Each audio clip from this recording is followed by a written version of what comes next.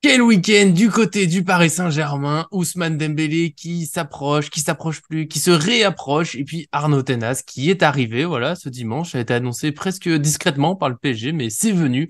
Et donc nous, point mercato du week-end, on va évoquer tout ça, c'est la signature, l'autre peut-être signature avec au moins sans doute un gros débat, je le sais, dans l'équipe, il y a un grand désaccord sur le dossier Dembélé, donc ce sera sympa, bien sûr, on fera ça dans l'amour, le respect, la bienveillance, et notamment grâce à l'inépuisable Arthur, mon soleil, mon rayon. Merci d'être là. Est-ce que ça va?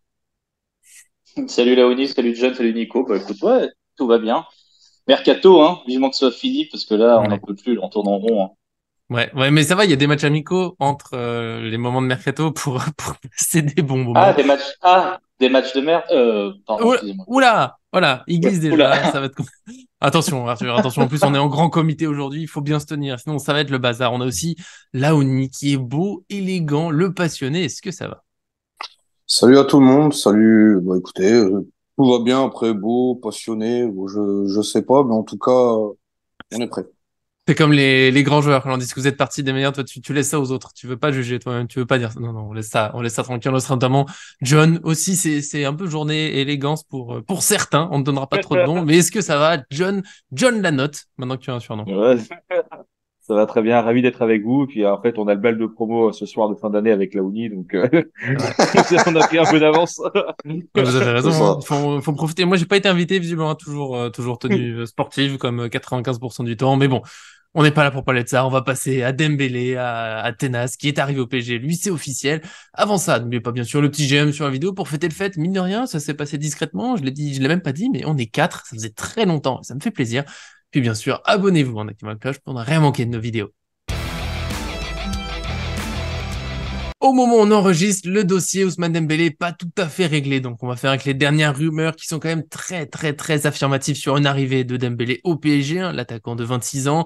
Il a plus qu'un an de contrat au FC Barcelone et il faudrait activer la clause aujourd'hui, au plus tard, pour qu'elle reste à 50 millions d'euros. J'ai vu qu'il y aurait 25 millions qui iraient pour le joueur, pas pour le club. Si ça se confirme, j'avoue que ça me fait un peu rire.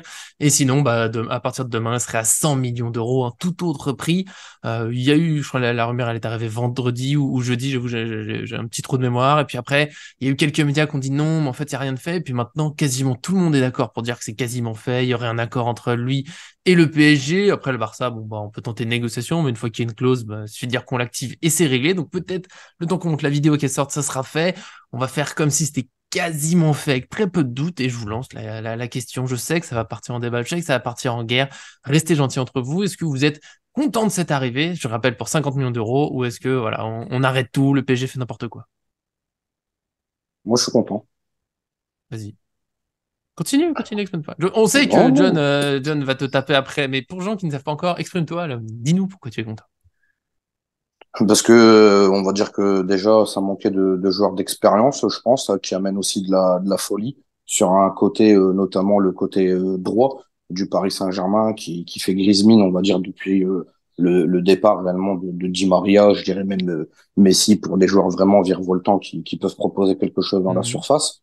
Dembélé, je ne vais pas l'inventer. Tout le monde sait quel profil de joueur il peut être quand le gars est bien prêt, bien préparé. On sait que c'est quelqu'un qui a fait vraiment un gros tri dans sa vie, parce que vivre à Paris, c'est dur, mais à Barcelone aussi, c'est encore plus.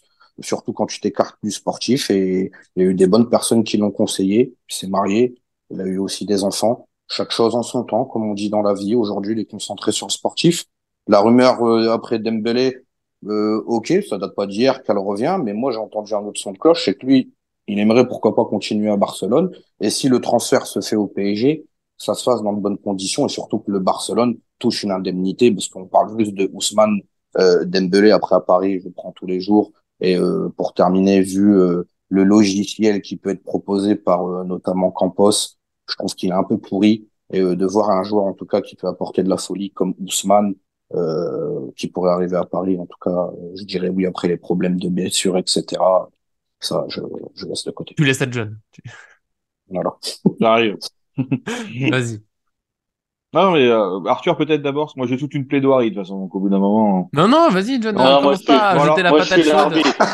Arthur, il est là pour vous moi aboyer dessus quand vous l'agacez, je je vais vous préfère. le dire, je vais vous le dire très clairement. Dembélé déjà, il a 2 pages de blessures sur Transfermarkt, donc c'est quand même hyper rare. Ça, c'est enfin, c'est une belle prouesse parce que tous les joueurs n'ont pas ça. Alors 2020, 2022-2023, 17 matchs loupés. 2021-2022, 18. 2020-2021, c'est l'année il a été touché par les dieux, 6 matchs loupés. 19-2020, 38 matchs loupés. Après, c'est 13. Le 18, 17-18, c'est 27 matchs loupés. Bon, bref, en fait, après, bon, je me dis, ce qui est rassurant, c'est que toutes les blessures qu'il a eues, entre guillemets, ou recensées, ont été connues au Barça. Donc peut-être qu'il y a un chat noir au Barça, peut-être que le préparateur est pas bon, j'en sais rien. Voilà. Après, moi, j'ai aucun doute sur ses qualités intrinsèques footballistiques en tant que joueur. Ça, il y a aucun débat. Et je ne dis pas, voilà.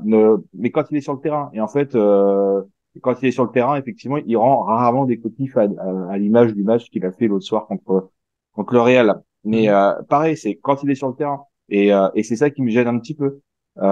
S'il n'est pas toujours sur le terrain, et quand il fait pas toujours non plus des très très bonnes des matchs incroyables. Ça veut dire qu'en gros, bah, un Dembélé sur 100% de l'année, tu vas peut-être l'avoir un bon Dembélé à 30%, au lieu de voilà au lieu de peut-être d'un 70%. Donc c'est pas ouf. Après, c'est aussi rigolo parce que il y a une certaine hypocrisie, moi je trouve, dans les commentaires qu'on voit sur Internet. Sur cet aspect-là, parce qu'en fait, t'as pas le droit de toucher à Dembélé parce que c'est un des meilleurs joueurs du monde à son poste quand il est à 100%. Bon, déjà, quand tu mets autant de sites, quand il est sur le terrain, quand il est à 100%, quand il est à son prime, bon, en fait, et on veut quoi? On veut espérer qu'un joueur soit au mieux du mieux dans des grands matchs de gala, ou est-ce que, en fait, on veut des joueurs qui soient bons, qui soient tout le temps là? Et à côté de ça, tu as des critiques qui sont hyper fortes envers des Neymar, des Verratti, des Skriniar, des Hernandez, etc., qui sont tapés enfin, qui se font passer à tabac sur les réseaux sociaux, alors qu'en vrai, c'est pareil, c'est-à-dire que c'est des top players techniquement à leur poste, mais quand ils sont à leur prime et quand ils jouent, etc. Donc, voilà. Et en fait, voilà, comme je dis sportivement, ça me va bien, mais il faut voir aussi s'il n'y a pas la clause Campos qui vient s'appliquer, parce que apparemment, sur les nouveaux contrats ou les nouvelles prolongations, il y aurait en gros un salaire qui varie en fonction de la disponibilité du joueur. Donc moi, s'il Mhm. arrive et qu'il signe pour une bêtise, mais il prend 20 millions en salaire dans l'année, si on lui dit tu joues la moitié des matchs, tu prends la moitié de ton salaire, moi ça me va. À la limite, il n'y a pas de souci. Moi, ce qui m'embête, c'est de payer des joueurs en fait au prix fort par rapport au rendement qu'ils vont avoir derrière. Euh, Après voilà, une fois qu'on a dit ça, Dembélé aussi, ce qu'il faut savoir, c'est que quand il est pas là, on met qui? Pour le moment, on a Asensio. Donc Asensio, moi, de tout ce que j'ai pu voir et entendre dire de ce joueur-là, c'est que c'est un bon joueur, machin, etc. Mais c'est une bonne doublure. Ce n'est pas un titulaire. Et en fait, pour le moment, ton vrai titulaire techniquement sur le terrain, ou en tout cas 50% des matchs, et on prend les données, c'est Asensio. Donc est-ce que ça nous va ou est-ce que ça nous va pas? Il y a Lemina qui pourrait aussi nous aider et qui a fait des belles prestations. Maintenant, faut voir aussi si ça dure dans le temps. Et pareil, le dernier truc, c'est que Dembélé l'an prochain il est libre. Est-ce que ça vaut le coup de se dire on met 50 millions maintenant, voilà, ou est-ce qu'on se dit peut-être qu'on attend l'année prochaine pour une arrivée libre, voilà, donc avec moins de garanties, ce qui est sûr, mais bon, c'est un peu mon avis. Arthur, Mais Ah, moi, sportivement, oui, il y a aucun problème, super, Oui, machin, oui, etc. oui. Mais si il est sur le terrain, si il Oh, joue, t'inquiète pas, si il est t'inquiète. en pleine capacité de ses moyens, voilà. Mais bon, je vais répondre tout de suite à genre comment dire, à la dernière petite excitation de John. Non, c'est pas un débat centré sur il est trop blessé ou c'est un super joueur. Non, c'est pas ça. À mon avis, tu te trompes et je pense que tu te trompes de débat là sur ce coup-là, étant donné que oui, c'est un super joueur, mais il faut aussi parler de ses défauts en tant que joueur. Dans les grands matchs, c'est pas non plus toujours l'assurance touriste qui doit progresser là-dessus. Il Mhm. a 26 ans, pour moi, il arrive dans son prime, donc forcément, pourquoi pas. Mais il est pas dans les grands matchs toujours super super bon. Donc non, c'est pas qu'un seul débat sur grand joueur mais trop blessé. Pour moi, c'est encore un joueur qui peut encore prouver pas mal de choses. Donc ça, c'est pour moi le premier point, à mon avis, en termes de qualité.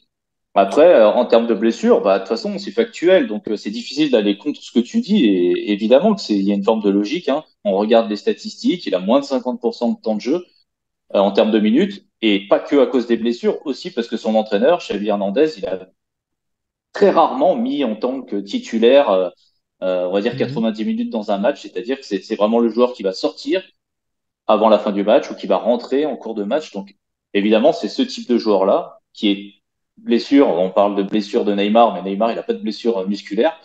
Donc c'est rien à voir. Dembélé, c'est des blessures, c'est musculaire. Donc forcément, c'est deux problématiques différentes. On l'a vu avec Renato Sanchez, hein, quand le muscle tient pas, c'est difficile. Laisse-le tranquille. Donc ça, c'est Laisse-le. non, mais c'est Non, pour oui, oui. dire. Et après, moi en fait, c'est là où j'ai du mal et on en a pas mal parlé en off et du coup, c'est pour ça que c'est compliqué parce que je rejoins les deux visions. Évidemment que je rejoins les deux visions, c'est-à-dire que Dembélé, on peut pas, et John, il est complètement d'accord avec ça d'ailleurs. On peut pas nier que quand il va se mettre à accélérer au Parc des Princes, on va tous avoir la petite vibrante, quoi. Enfin, je veux dire, Mm. enfin, je pense qu'on est tous d'accord avec ça. Et évidemment, quand on va avoir Dembélé absent de 15-20 matchs, si ça arrive, on va tous être là à se dire, bah non, c'est pas possible, machin. Donc, je pense que sur ces points-là, on est à peu près tous d'accord. Après, je vais juste revenir avant de parler sur le joueur encore plus, revenir sur Asensio en doublure. Après, bon, en même temps, toi, John, tu voulais Højlund au PSG. Højlund, c'est 9 buts, alors que Asensio, c'est 13 ou 14 cette saison, et alors que Højlund était titulaire et que Asensio était remplaçant au Real Madrid. Donc, Asensio, c'est pour moi hein, pas du tout un titulaire. En tout cas, sur ce que nous a montré, c'est très compliqué. Mhm. Mais je pense que bon, si Dembélé arrive à ne pas faire 17 matchs ratés, parce que là, c'est quand même énorme. Hein, la série aux ischios là qui lui est tombée dessus. J'espère qu'il fera moins s'il arrive au PSG, parce qu'évidemment, ça fait beaucoup de matchs manqués, en plus dans une période très très compliquée et très importante pour le PSG. Donc ça joue énormément. S'il est blessé de septembre à octobre, on va moins le voir passer, on va moins le Mhm. sentir. Mais, mais pour moi, en fait, avec un joueur comme Dembélé, avec des joueurs comme Neymar, je pense qu'il faudrait qu'on invente, là, je sais pas, Paris Fan peut peut-être être les précurseurs, il faut qu'on invente un petit peu à partir, tu sais, une sorte de jauge où, à partir de quand un joueur qui va nous mettre du frisson, on tolère, parce que on Ses tolère blessures. qu'il soit un petit peu, hein, on Mm. tolère un petit peu plus ses blessures. Parce que du coup, on va me dire, ouais, mais du coup, admettons, on va dire un joueur super fiable, Solaire, il n'a pas été trop blessé, il est super fiable, et évidemment, il va être là. Mais du coup, Solaire, franchement, il m'a jamais fait lever de mon canapé. Par contre, à un moment, tu vois, je me suis un petit peu endormi en regardant les matchs et c'est très rare pour moi de vraiment somnoler devant des matchs du PSG.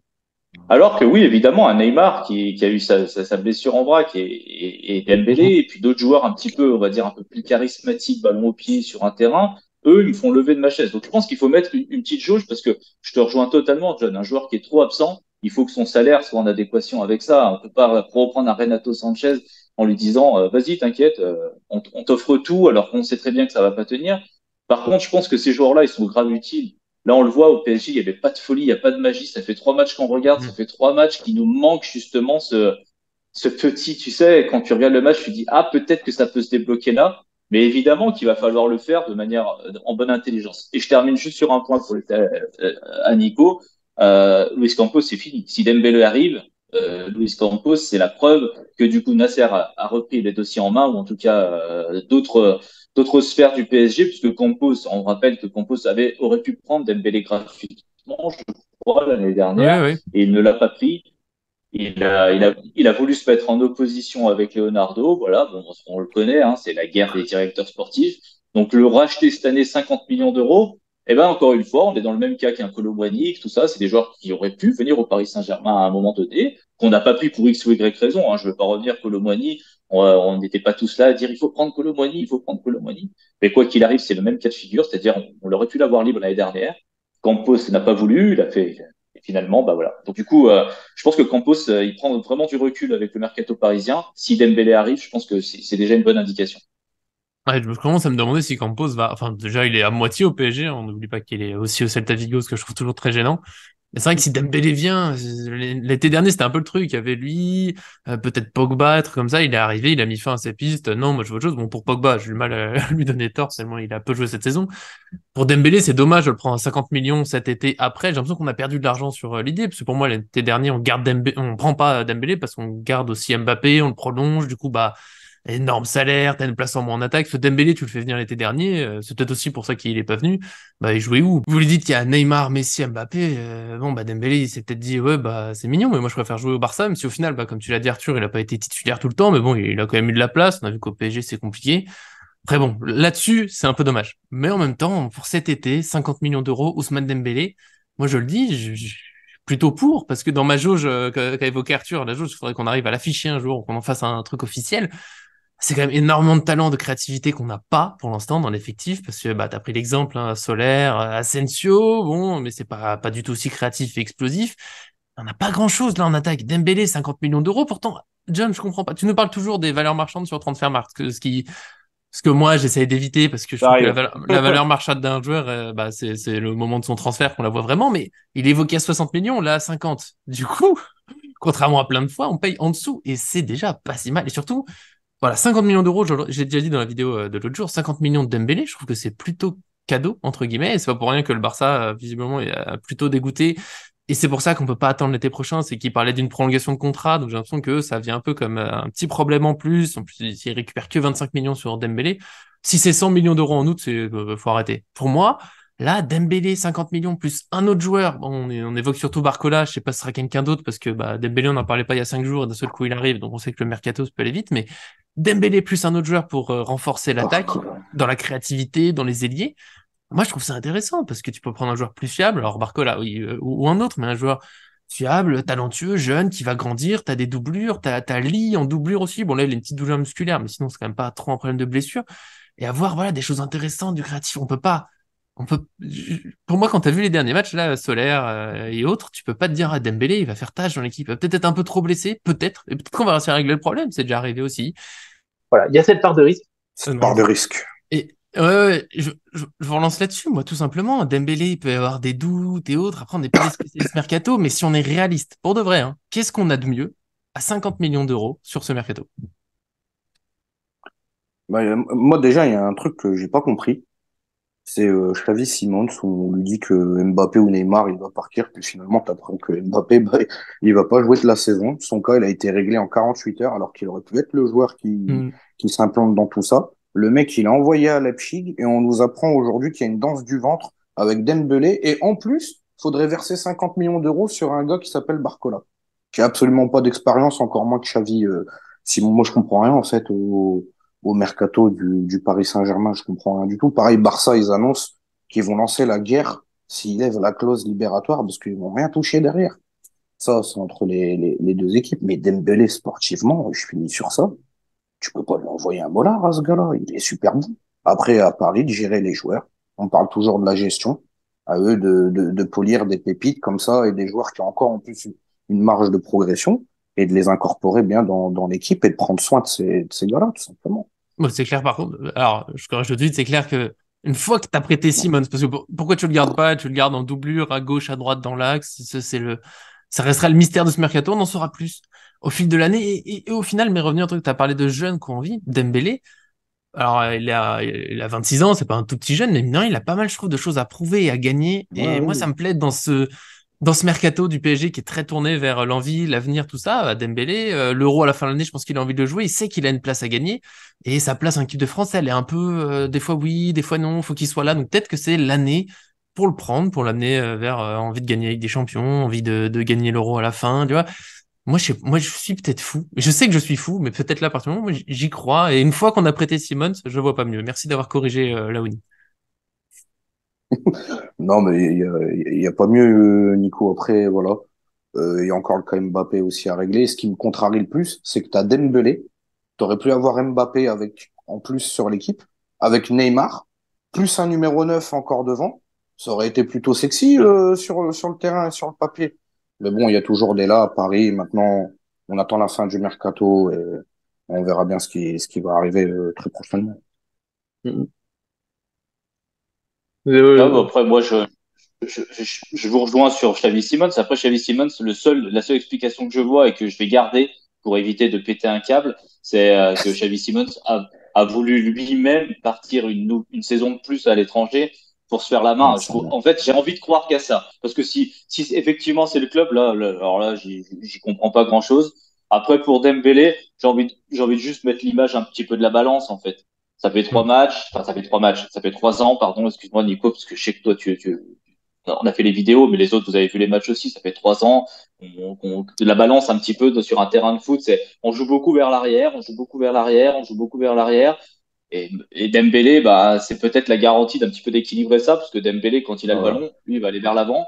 Il va tenter des choses. Et en plus, le truc avec Dembélé, c'est que sa qualité technique, elle fait que quand il va vers l'avant, et qu'il n'est pas blessé, parce qu'évidemment, c'est la Hmm. condition quand même hyper importante. Quand il va vers l'avant, Dembélé, il passe, quoi.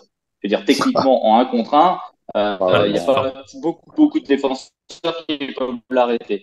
Après, je ne veux pas jeter la pierre à ce qu'a dit John, parce que évidemment, qu'à la fin de l'année, si tu te retrouves avec un Neymar qui se blesse en février, et un Dembélé qui se blesse aussi en février, que Verratti se prend un carton rouge et qui se blesse en février, que Renato Sanchez il est blessé en février, que Lee Kang-in qui pète une durite parce qu'il est encore jeune et qu'on lui met trop de pression sur lui, il se blesse en février.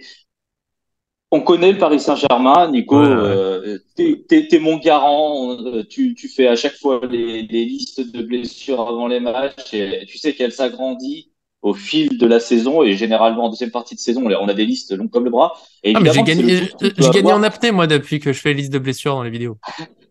Je sais bien, mais t'es super fort. Mais du coup, c'est ça en fait. Peut-être que le risque, c'est comme l'a dit Laoni, je vais terminer sur ça. Maintenant, c'est le PSG. Il n'y a que eux qui savent faire, c'est-à-dire gérer les joueurs, ne pas les faire jouer 90 minutes contre Pete Cassel pour juste marquer 5 buts. Il faut vraiment protéger les joueurs et peut-être arrêter avec le Neymar qui a joué, je crois, 95% du temps en première partie de saison, juste avant la Coupe du Monde et qui finalement, Mm, voilà, il a tiré sur la corde. Enfin, la corde pour lui, c'était sa cheville, et du coup, il fallait surtout pas faire ça. Il aurait mieux valu le mettre au placard pendant 6 mois, l'opérer, etc., et le faire revenir pour la deuxième partie de saison. Et je pense qu'on en est là avec le PSG. Une bonne gestion, ça ira bien. Et dans la C'est ce que gestion, je dis. évidemment, il faut faire grandir les jeunes. Faire grandir les jeunes. Vous l'avez tous dit, les Mina. Je suis désolé, les Mina, sur ce qu'il a montré, il faut le faire grandir. Je dis pas titulaire, mais je pense qu'il faut le faire grandir. ouais, j'aimerais bien. Le mot de la fin sur ce dossier pour John, on n'oublie pas qu'il y a Tenas après. Ne l'oubliez pas, il est arrivé. Mais ouais, pour faire rapide, en fait, tu disais tout à l'heure que c'était 60 millions pour un joueur, qu'on va payer 50 millions moins cher. Alors oui, mais moi je trouve que c'est un prix qui est biaisé. Un joueur qui est en fin de contrat dans un an à 60 millions et qui est blessé la moitié du temps, qui vaut, enfin, je comprends pas. Pour moi, c'est un chiffre qui est biaisé, il est pas bon. Donc tu vois encore, il lui resterait 3 ans de contrat, je veux bien. À un an de contrat, je trouve ça un peu particulier. Après, quand tu dis qui est-ce qu'on peut prendre de mieux, mais moi, j'ai pas forcément la réponse et c'est pas mon métier, c'est pas le vôtre non plus. Mais je relance encore. Campos, son réseau de scouting, il sert à quoi mais vraiment, je vais le dire à chaque vidéo, il sert à quoi? On n'a rien vu. On a vu que des joueurs qui viennent de l'Europe, qui soit on paye les clauses, ça, là, Dembélé, c'est encore le cas, soit on surachète, ou soit on prend des joueurs libres. J'attends vraiment. En fait, ils font enfin, comment font les autres clubs aussi pour aller choper des talents à des prix défiant toute concurrence? Le mec là qui est au Napoli, qui sort de je sais plus d'où là, qui a une valorisation à plus de 400% cette année. Le Géorgien, Euh, Kvaratskhelia. ouais, Ouais, c'est comme voilà.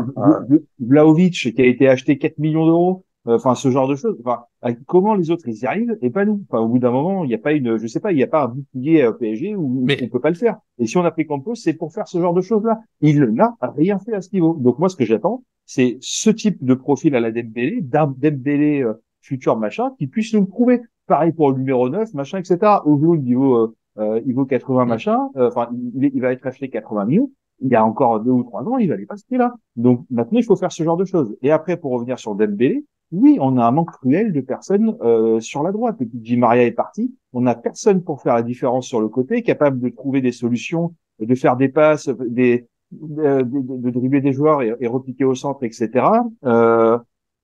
On a un manque cruel de profondeur. On le voit sur les matchs aussi là dernièrement. À part Mbappé, on a personne qui est capable de faire des courses en profondeur pour faire des appels et aller vers le but, ou en tout cas faire avancer le bloc parisien. Donc ça serait déjà un bon point aussi.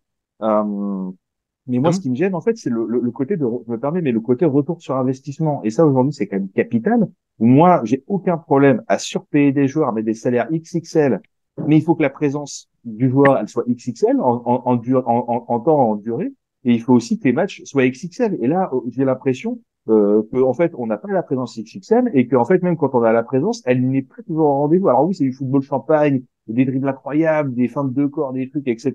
Et ça nous fait tous vibrer. On adore ce genre de foot, surtout au PSG. Mais au bout d'un moment, on a besoin d'être efficace aussi. Donc, est-ce qu'il faut pas payer à la performance, qu'elle soit individuelle et collective, et individuelle pour pas être pénalisé, pour pas pénaliser les bons élèves aussi.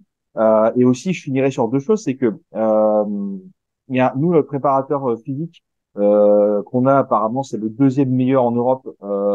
Qui vient d'arriver avec Enrique, c'est le deuxième meilleur en mhm. Europe après celui du Real Madrid. Alors, est-ce que c'est plutôt très bon signe en se disant que finalement, on va avoir des bons préparateurs qui vont pouvoir bien les chauffer et on sera moins assujetti à ce genre de problème.